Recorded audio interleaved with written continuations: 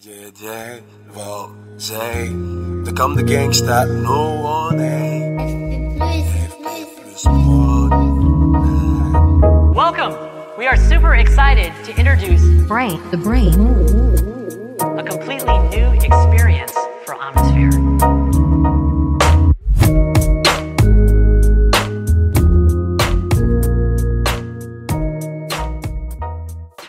Chers amis, bon retour dans le podcast de l'antifragilité, c'est un plaisir de vous retrouver. Alors j'ai mis une petite musique d'ambiance derrière, je sais pas si vous allez l'entendre, ça fait de l'ambiance, c'est cool. C'est quelque chose que je mets maintenant de nos jours de confinement et de chacun chez soi et de restaurants et bars fermés. C'est une nouvelle habitude que j'ai trouvée et ça nous prouve à quel point le lien social, le fait de voir des gens et aussi ce phénomène de disfluence sur lequel je vais revenir est important. Ce que je fais, c'est que je lance YouTube et que je tape ambiance de café, ambiance son de café aussi, coffee sound, café sound, des trucs comme ça.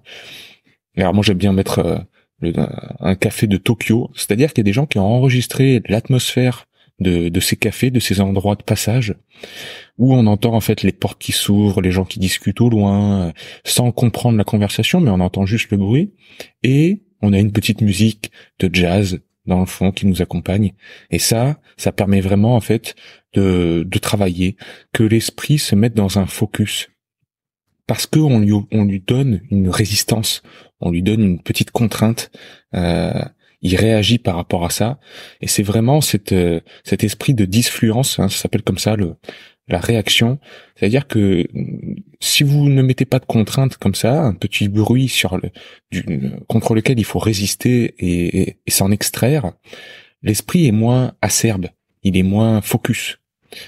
Alors que si vous lui mettez un petit son, une petite ambiance derrière, ça va demander un petit effort et donc une concentration plus forte à l'esprit. Ça, c'est pour ça qu'il y a tant d'auteurs, d'étudiants qui aiment travailler dans une ambiance de café, de bar, de restaurant aussi, mais aussi de bibliothèque où il y a un petit peu de bruit, mais pas trop. Évidemment, c'est toujours jusqu'à une certaine limite, et ça nous rappelle évidemment notre hormèse et notre surcompensation face au stress. La surcompensation n'adviendra que si le stress est à la juste mesure, ni plus ni moins. Donc, ne vous étonnez pas si vous entendez une petite musique. Aujourd'hui, le thème du jour, c'est échouer à réussir ou réussir à s'efforcer. C'est vraiment quelque chose qui m'est venu, une phrase qui m'est venue après avoir tourné des vidéos avec mon ami Idrissa Berkane, que vous connaissez sans doute, qui a été en invité sur Verisme TV plusieurs fois. Et avec Idriss, on a parlé de renforcement, d'hormèse et d'antifragilité dans des vidéos. Et vient toujours la question de la définition. Comment définir tout ça? Comment définir ces termes? L'hormèse, qu'est-ce que c'est? Quand on me demande comment je le définis. Déjà, j'aime à rappeler que c'est un gain, que c'est synonyme d'amélioration. Le processus hormétique au niveau cellulaire, ça veut dire qu'on s'est amélioré. Donc c'est pas du tout synonyme de douleur, et ni de souffrance. Là, il y a vraiment une bonne distinction à faire. Sinon, dès qu'on se coince un doigt dans la porte, on se dit « Ah, c'est de l'hormèse ». Dès qu'on est dans de l'inconfort, qu'on se fait du mal, c'est de l'hormèse. Non, ce sera de l'hormèse uniquement si derrière, il y a eu amélioration du système. Échouer à réussir ou réussir à s'efforcer, pour ça, je vais prendre l'exemple de mon enfance, où finalement j'y ai repensé il y a pas longtemps, mais tout est parti de là. Peut-être avant, mais en tout cas les souvenirs n'y sont pas encore. Je pense que vers entre 7 et 10 ans, en cours de PS, en cours de sport, on nous a initiés aux montées à la corde, et moi qui étais un peu en surpoids, c'était impossible. Et évidemment quand on est petit, les moqueries des camarades, l'image de soi, voilà, c'est assez dur. Et donc, là où beaucoup d'enfants auraient peut-être voulu fuir, moi j'ai fui, j'ai fui ce cours de sport et je voulais plus y remettre les pieds. Mais, d'un autre côté, en parallèle, J'ai demandé à mon père de m'acheter une corde pour la mettre dans le jardin et pouvoir m'entraîner tous les jours avec jusqu'à en faire une force. Et c'est ça en fait. C'est que s'il y a des choses qui vous font peur dans votre vie, mettez-les dans votre lit. Mettez-les au plus proche de vous. Hein. Gardez proche ses ennemis, comme dirait un certain empereur de Rome. C'est ça le secret. C'est garde proche tes ennemis pour pouvoir les contrôler et en faire des alliés. Moi, c'est vraiment ça qui m'a toujours après poursuivi dans ma vie et qui m'a mené vers l'Hormèse en fait. Hein. C'est été idem quand je suis parti vivre au Japon, moi qui avais peur de quitter ma famille. Quand je suis allé vers le froid aussi, moi qui suis toujours frileux, hein. J'ai toujours froid. Faut pas croire, hein. Pas parce que je fais des bains froids que le froid c'est devenu de la rigolade. J'ai toujours de l'appréhension par rapport au froid. Mais c'est pas la réussite qui est important, c'est l'effort qu'on met dedans. Et ça, on peut douter de tout sauf de nos efforts. Parce que si on se focalise sur la réussite, là, il va y avoir un jugement de valeur à chaque acte, finalement. Que l'on échoue, que l'on réussisse, c'est ça qui va dicter la pertinence d'une action. Alors que si on mesure une action à l'effort que l'on place derrière, il n'y aura pas un jugement quantitatif possible. C'est est-ce que tu as kiffé ou pas? Est-ce que tu t'es donné à fond ou pas? Est-ce que ça t'a rendu... est-ce que c'était épanouissant, exaltant ou non? Et là, personne ne pourra vous le voler. C'est-à-dire que personne ne pourra émettre de jugement de valeur sur ça. Parce que personne n'est dans votre peau. On ne sait pas à quel point on fournit d'efforts. Et cette passion, en fait, ce sentiment de se transcender, de se donner à fond, il est contagieux. C'est ça qui est génial. C'est que les vidéos qui font le plus de vues sur Internet, c'est pas forcément des vidéos de performance incroyables. Évidemment, elles vont faire des vues, ces vidéos-là. Hein. Mais c'est plutôt les vidéos où la personne, elle est passée de 130 kilos à 70 kilos, où la personne, c'est une personne handicapée avec un handicap certain et elle arrive à faire un miracle à force de s'efforcer tous les jours à s'entraîner, etc. C'est plutôt les choses comme ça extraordinaires où la personne part de très loin et arrive au fil du temps, à force d'abnégation et d'acharnement, à un très beau résultat, qui est, certes, ce résultat bien moindre que un champion du monde, mais finalement ça nous impressionne encore plus, parce que il y a tout un parcours derrière, se dire quel courage au jour le jour de continuer à faire de son mieux. Et c'est ça en fait qui nous passionne le plus et qui nous touche le plus, c'est de se mettre dans la peau de cette personne-là. Bref, dans la vie, il y a ces deux stratégies. Soit vous allez échouer à réussir, c'est-à-dire, si vous vous mettez le focus sur réussir la chose, si vous êtes perfectionniste, vous allez à chaque fois échouer. C'est pas possible d'être à la perfection dans ces actes. Vraiment, cette recherche de perfectionnisme, elle est mortifère et elle provoque même l'inhibition de l'action. C'est-à-dire que, au bout d'un moment, les gens, ils vont même décider de ne pas faire plutôt que d'échouer. Et ça, c'est assez terrible. On peut prendre le monde du sport, le monde aussi de la perte de poids. Combien de fois, moi qui entraîne les gens, j'ai entendu dire il faut que je perde du poids, je vais me mettre à la course à pied, mais je m'y mettrai quand j'aurai acheté les bonnes chaussures. Là, j'ai pas les bonnes chaussures, donc je vais pas le faire. Non mais n'attends pas d'avoir les bonnes chaussures, commence déjà à marcher. Marche pieds nus, sois actif. Mais maintenant, tout de suite, fais-le maintenant.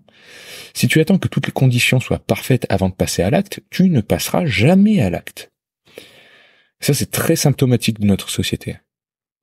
Ce perfectionnisme-là, il est vraiment, encore une fois, je le répète, mortifère. Je lui oppose l'optimalisme. L'optimalisme, c'est un mot qui a été inventé par Tal Ben-Shahar dans son livre, qui s'appelle d'ailleurs la recherche du perfectionnisme ou justement l'optimalisme. Vous trouverez les références.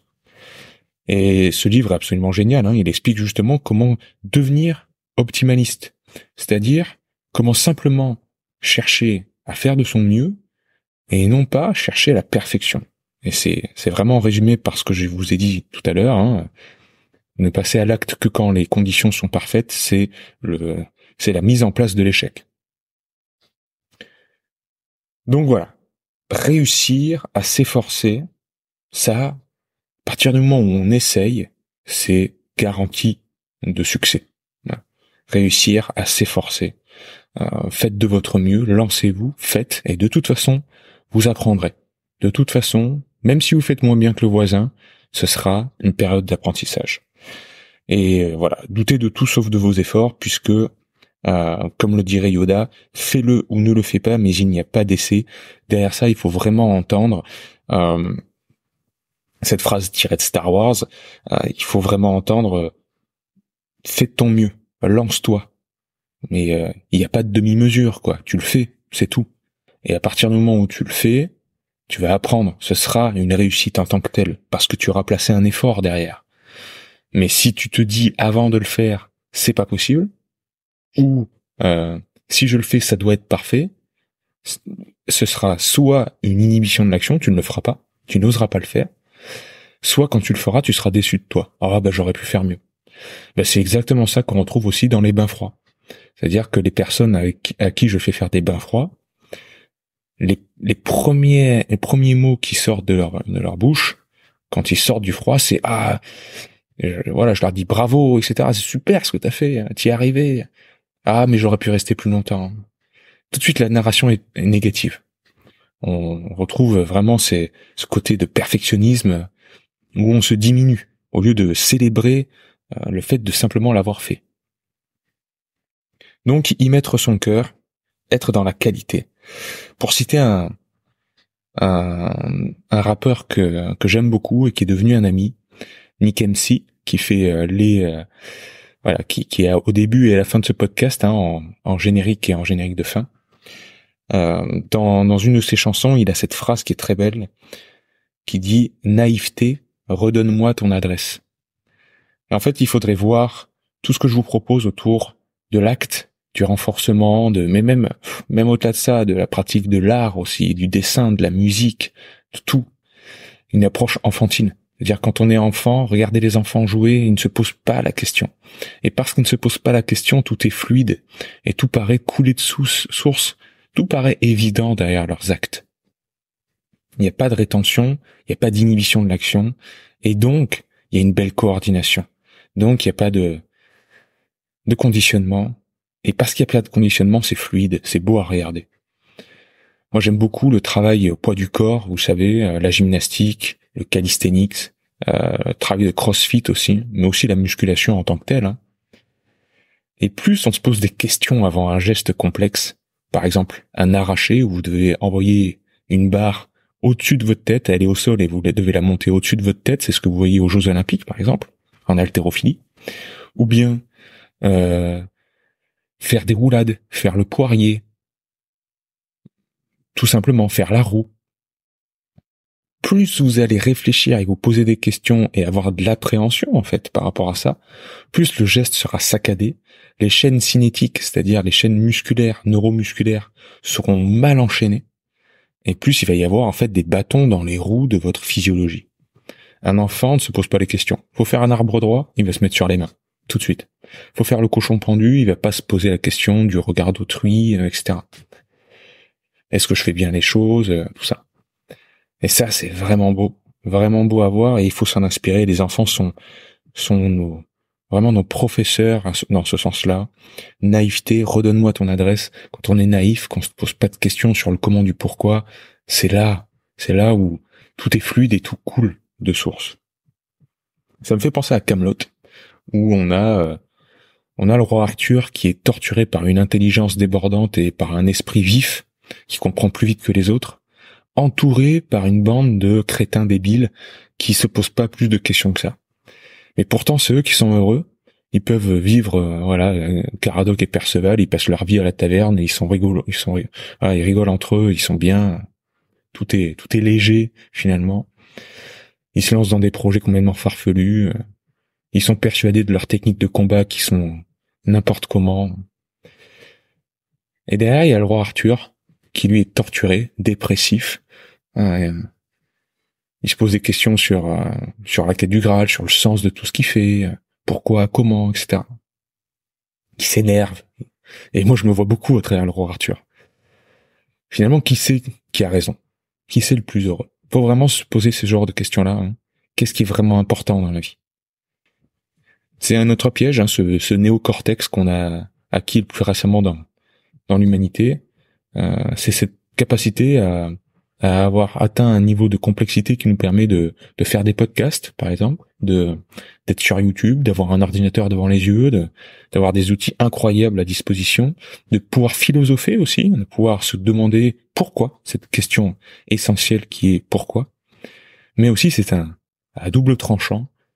Ça nous fait avoir une machine à nous faire nous-mêmes nos propres nœuds dans la tête. Étienne Klein en parle souvent. Vous savez à quel point j'aime ce physicien. On s'auto-torture et souvent on s'auto-sabote. Et notre salut viendra de cette prise de recul par rapport à nos pensées. Vraiment, faire un pas de recul et analyser notre narration interne. Et c'est pour ça que j'aime tant l'hormèse. Parce que c'est un moment de sortie, de diversion. Un moment où l'esprit est aligné avec le cœur, où il y a plus de masques sociaux, mais aussi personnels, et on voit vraiment ce qu'on a au fond de nous. On entrouvre une porte qu'on n'a plus l'habitude d'entrouvrir, que seuls les méditants arrivent à force de travail, de méditation, à ouvrir. Hein. Mais l'hormèse, par le passage à l'exposition volontaire à de l'inconfort, nous permet de regarder au fond de nous. Et ça, c'est vraiment devenu un luxe de nos jours. Donc voilà, sortir de la diversion, qui est vraiment une monnaie courante de nos jours. Et je pense à nos amis étudiants, vraiment nos frères et sœurs étudiants et étudiantes, qui traversent vraiment une période très difficile en ce moment avec la crise sanitaire. Beaucoup de cas de dépression, d'anxiété qui sont relevés, qui sont vraiment accrus. Le suicide aussi, c'est très grave en ce moment. C'est vraiment pas assez dit et redit. Donc, ce podcast s'adresse à eux aussi. Essayez autant que faire se peut. Je sais que les temps sont durs. Je sais qu'en plus, au niveau financier, c'est très dur pour les étudiants. Essayez vraiment au maximum de vous couper des réseaux sociaux, de réduire le temps des écrans et de la diversion, parce que ça va être anxiogène et ça va alimenter le cercle vicieux de la diversion et faire remonter en vous cette angoisse et cette anxiété. D'un point de vue neurophysiologique, l'angoisse et l'anxiété, c'est une accumulation d'énergie qui est inexprimée. C'est-à-dire, l'anxiété, qu'est-ce que c'est, et l'angoisse, qu'est-ce que c'est vraiment l'appréhension du lendemain. C'est par rapport à ce qui va suivre, comment je vais réagir. Qu'est-ce qui va se passer? Mes doutes. La peur pour ce qui va advenir. Et ça, le corps, il envoie des signaux pour dire, bon, le lendemain paraît être sombre, il faut qu'on passe à l'action. Et là, vous avez deux choix. Soit vous faites une diversion par rapport à ce signal du corps, et vous lui donnez l'illusion du passage à l'action par regarder une vidéo sur YouTube, par scroller Instagram, qui est une action en tant que telle, hein, et qui active des voies au niveau neurophysiologique de la récompense, de la dopamine, du passage à l'acte, de l'envie de continuer cet acte, et donc vous donnez l'illusion du passage à l'acte. Mais en fait, il n'y a pas eu de passage à l'acte, il n'y a pas eu de changement. Hein, j'en ai déjà parlé entre la prévision et l'observation. Vous coupez tout ça, et votre physiologie ne sait plus sur quel pied danser. Et cette dépense d'énergie n'a pas eu lieu. L'énergie s'est encore accumulée, on lui a fait croire qu'elle serait utilisée pour un acte, ce n'est pas le cas, il y a eu diversion. Donc au maximum, passez à la pratique. Ça va vous aider. La respiration, ça vous demande pas de sous, c'est gratuit. C'est un passage à l'acte au niveau biochimique qui va être énorme. Ça va avoir des répercussions au niveau de votre système nerveux, c'est colossal. J'en parle très souvent de la respiration, j'ai fait beaucoup de vidéos là-dessus, donc tout ça c'est gratuit sur YouTube, sur Verisme TV. Passez à l'acte au niveau des techniques de respiration. Vous voyez si ce qui vous manque dans votre quotidien, c'est plutôt de la relaxation, ou plutôt de l'utilisation de l'énergie. Il y a des techniques dynamiques, il y a des techniques relaxantes. Vous trouverez midi à votre porte. Mais faites quelque chose. Ça peut être aussi l'exercice physique. Mais si vous êtes déjà épuisé, ne rajoutez pas quelque chose qui va taxer votre système nerveux et même l'entièreté de votre organisme. Si vous êtes en forme, il n'y a pas de problème au niveau de l'alimentation, faites un petit peu plus d'exercice physique. Faites du yoga, faites quelque chose. Mais ne trouvez pas la soupape à votre anxiété à travers une diversion, un écran, etc. Écrivez. Voilà, c'est vraiment l'écriture, moi, me sauve au quotidien parce que ça permet quand même d'avoir un lien direct entre le monde concret et le monde des idées et le monde des émotions. Couchez vos émotions sur papier, c'est vraiment une sorte d'exutoire et c'est très soulageant et c'est quand on n'a pas une oreille amicale à qui parler et qu'on n'ose pas parler de tout ça, c'est vraiment une porte à utiliser, un outil magnifique. Donc tenir un journal, c'est très intéressant aussi pour voir aussi les mots qui sortent de notre bouche. Je sais que j'ai parlé dans le podcast qui s'appelait Le poids des mots, que vous retrouverez, c'était un épisode précédent. J'ai parlé du poids des mots à observer. Et faites attention aux mots que vous utilisez par rapport à la résignation. En ce moment, il y a vraiment cette ambiance de résignation du genre on peut rien y faire. Il y a un virus qui se balade, c'est comme ça. On peut rien y faire. Moi, j'ai tel patrimoine génétique, je peux rien y faire. La douleur, la maladie, tout ça, ça nous tombe sur le coin de la tronche. Et finalement, on n'a pas le choix. Vous avez toujours le choix. La santé, c'est une affaire de choix. À quel point, à quel degré vous allez pouvoir faire ces choix, ça, c'est vrai qu'il va y avoir des facteurs limitants. Par exemple, si vous êtes étudiant et que vous n'avez pas de sous en ce moment, je vais pas vous dire de manger bio. Parce que je sais que ça coûte beaucoup plus cher. Je vais vous dire plutôt d'enlever des mauvaises habitudes, essayer de moins traîner tard le soir sur les écrans, faire une progression petit pas par petit pas, mais je sais très bien qu'il y a des facteurs limitants concrets à la pleine santé. Mais cependant, pour revenir à notre histoire d'effort, échouer à réussir ou réussir à s'efforcer, c'est vraiment en lien avec ce sentiment de résignation. Ne tombez pas dans ce piège de la résignation qui est caractéristique de la génération de nos parents. Où j'entendais encore ma tante la dernière fois qui disait devant mon frère, ma sœur, tout le monde ici dans notre maison, qui a osé employer ces mots-là dans notre foyer, et pour ça je m'énerve toujours. Je continuerai à me soulever contre les gens qui utilisent ces mots-là sans s'en rendre compte qu'ils impactent en fait tout le monde autour de nous. Et ces mots, c'était elle qui a des problèmes de thyroïde, des problèmes d'inflammation, problèmes de surpoids aussi. Il me disait c'est pas grave d'avoir, c'est normal d'avoir mal parce que je vieillis. C'est normal, ceux qui ont pas mal, c'est pas normal. J'ai des trucs comme ça, en rigolant évidemment, mais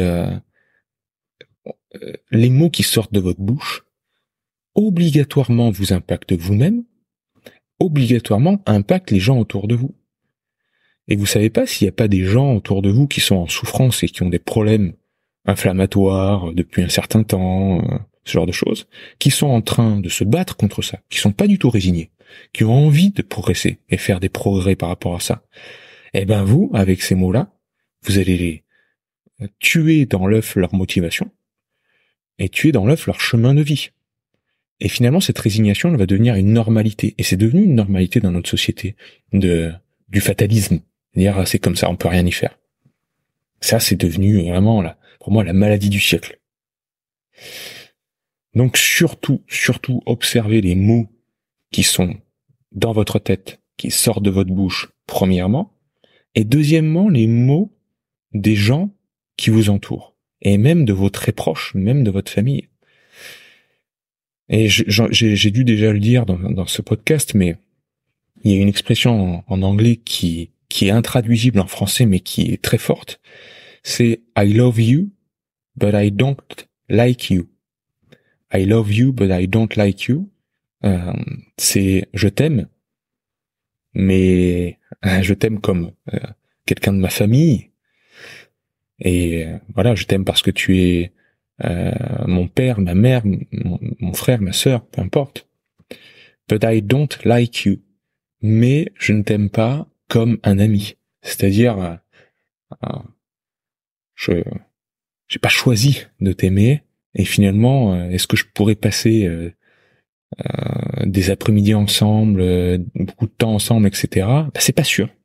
Il y a des pendants de ta personnalité qui font que si t'étais pas de ma famille, tu serais pas mon ami. Et ça, c'est assez terrible à réaliser. Moi, je les aime tendrement, les gens de ma famille. Mais c'est vrai que si c'était pas des gens de ma famille, est-ce que ce serait vraiment mes amis? Alors, je vous le dis, oui. Mon frère, c'est mon meilleur ami. Ma sœur, c'est ma meilleure amie. Ça, c'est clair, de très loin. Ma mère, c'est ma meilleure amie. Et mon père, c'était mon meilleur ami. Je faisais plein de choses avec lui, etc. Ce qui n'empêche pas qu'il y a des côtés de leur personnalité qui me sortent par les yeux, ça c'est sûr. Mais comme tout le monde, personne n'est parfait. Et je les aime aussi pour leurs défauts. Et leurs défauts me donnent des belles leçons de vie. J'apprends aussi de leurs défauts. Comme le disait Bismarck, l'homme intelligent apprend des échecs des autres. Donc, observez si même dans votre entourage le plus proche, il n'y a pas des gens toxiques, eh oui, qui ont des mots toxiques. Et là, ça vaudrait peut-être le coup d'avoir une discussion amicale avec eux. Essayez de ne pas rentrer en frontal avec ça et de vous énerver. Non. Il faut tenter de faire signifier à la personne que cette narration-là, ça vous fait du mal. Ça vous met des bateaux dans les roues. Et petit à petit avoir une conversation vraiment à tête reposée par rapport à ça. Et peut-être que ça va déverrouiller quelque chose au niveau relationnel et pour vous-même. Mais surtout, ne tombez pas dans la résignation. Et si vous y êtes, dites-vous bien que vous avez toujours le choix. Dites-vous bien qu'il y a des gens qui est toujours plus malheureux, qui ont fait des exploits toujours plus extraordinaires. Donc il n'y a pas d'excuse pour au moins s'efforcer. Réussir à s'efforcer, c'est disponible dans la prochaine seconde.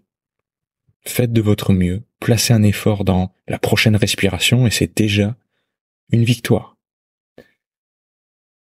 Par contre, si vous êtes perfectionniste, vous allez toujours échouer à réussir. Et ça, c'est terrible. Je vous laisse là-dessus, les amis. Voilà un petit podcast qui était dédicacé à nos amis étudiantes et étudiants. Force et courage à vous. Je sais que les temps sont durs, mais les temps durs créent des gens forts. Vous allez en ressortir de cette terrible épreuve renforcée et ça vous aidera dans votre vie, je pense. Force à vous, les amis. Ciao.